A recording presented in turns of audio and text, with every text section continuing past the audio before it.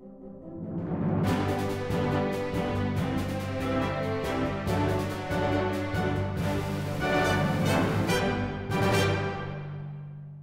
welcome back. I want to give you a wrap-up of our game against Worcester College last Saturday.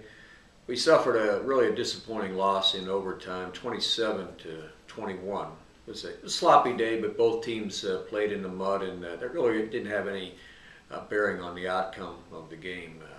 We were kind of our worst enemy again on Saturday. Our defense allowed 6 big plays. We obviously try to prevent the big plays on defense, and 3 of those big plays resulted in scores for Worcester. On offense, we lost 2 fumbles. This gives us a total of 5 for the season that we've lost, and it's far too many. And Worcester was able to convert both of these fumbles into touchdowns when we gave our defense a short field to defend. In the first half, the offense was fairly proficient. We scored 3 touchdowns on 6 possessions. Freshman Ryan Crawford scored his first college touchdown on an off-tackle play on one of our goal line sets. And tight end Cody Straley caught 2 touchdown passes, one of them from Huey Errett on one of our special goal line plays, and then he caught one from Manny Spiel. Our place kicker Morgan Porter, he remained perfect on the year, converting all 3 of his PAT attempts. Our defense responded well to we botched an onside kickoff return or kickoff attempt. We gave Worcester the ball on our own 42-yard line, but our defense held them to a field goal attempt that was missed. So at halftime, the score was 21-14. We were winning. We come out in the second half, and it was kind of back and forth for both teams.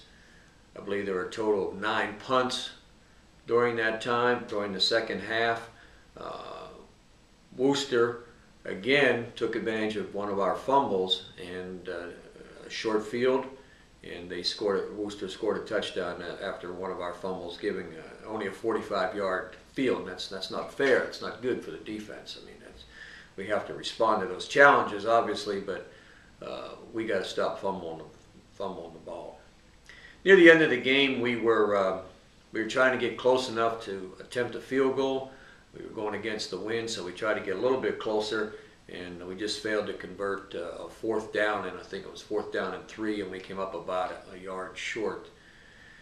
In overtime, we lost a coin toss, and in that situation, Worcester decided they were going to play defense first. And we didn't fare very well on offense. We lost 2 yards on a running play on the 1st down, and then we had 2 incomplete passes on 2nd and 3rd down. On 4th down, Morgan Porter attempted a field goal. He had plenty of distance. It was a 45-yard field goal attempt. It was long enough. We just missed wide to the left.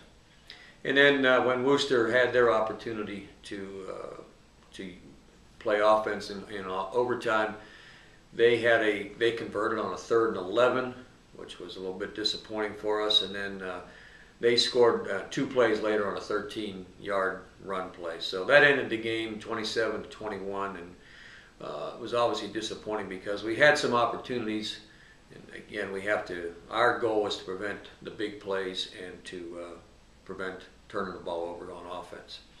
We did see a lot of improvement in one area that I was really concerned about from our first game, and specifically we were trying to be a more physical team. We've kind of adopted the motto, the team gang green, and we played more like a team that with a lot more intensity, a lot more passion, and we were a much more physical team both on offense and on defense. We were trying to establish that identity, and I think we took a major step forward in trying to establish that identity from our first week to our second week. This week we play our first conference game. We're playing an undefeated Waynesburg team. They beat Muskegon University and Frostburg in their first 2 contests. Waynesburg always presents a challenge physically. They're a big, strong, physical team. And I believe that they'll be in the hunt at the end of the year for the PAC championship. So it presents a good challenge for us. Our challenge this week is to maintain the intensity that we have against Worcester. eliminate our mistakes on offense and defense, and to get back to playing air-free football. And if we do that, we're going to be able to compete with Waynesburg. I'm expecting a physical game. As I said, every time we play Waynesburg, it winds up in a good physical contest, and I'm expecting nothing less in our third game of the year. So check back with us next week and see how we've done, and I'm hoping that we'll have some good news for you next week. Thank you.